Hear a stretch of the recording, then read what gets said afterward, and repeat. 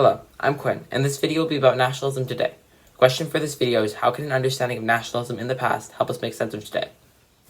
I will be using examples of nationalism in the past and comparing them to today to help answer the question.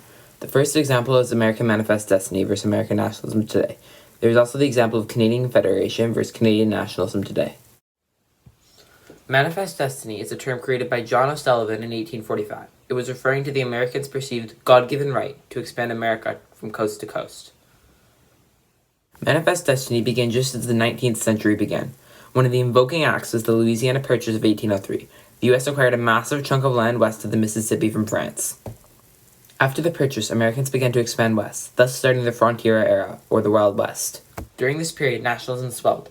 Many conflicts broke out between the indigenous population and the Americans.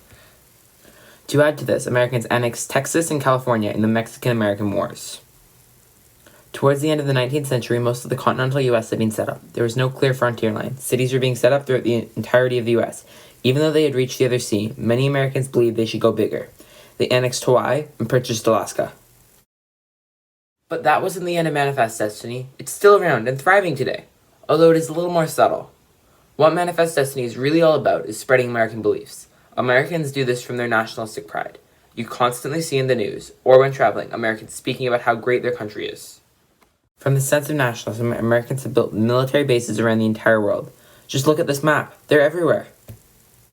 The reason people left their lives to go out to the frontier was to experience something new and to explore and expand their country.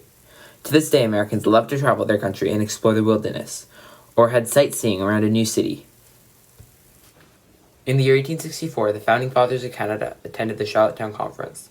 This was the first of 3 conferences between various leaders of the British North American colonies to discuss the future of the nation. The leaders were worried about the Americans and Manifest Destiny. There's also something else. The colonists were beginning to feel separate from Britain. After taking this all in, the leaders of the colonies decided they would be stronger united. They could be their own nation, the nation of Canada. But there is one issue. The colonies were very far apart.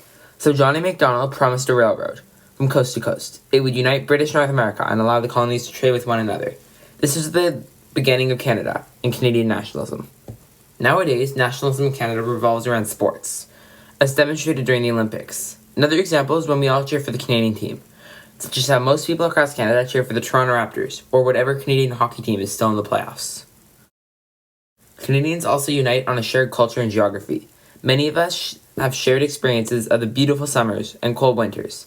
Many of us go to lakes or rivers in the summer. These shared experiences have led to similar cultures across all of Canada.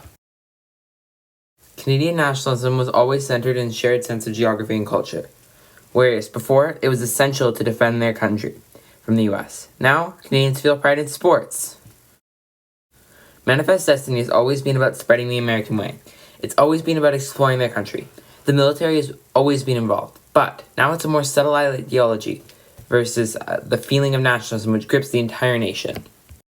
So to answer the question, how can an understanding of nationalism in the past help us make sense of today? An understanding of nationalism in North America during the 19th century can help us understand why people express their pride in their country through sports and exploration. Now that you understand how nationalism can help you make sense of today, use the knowledge in this video to gain understanding about this confusing modern world.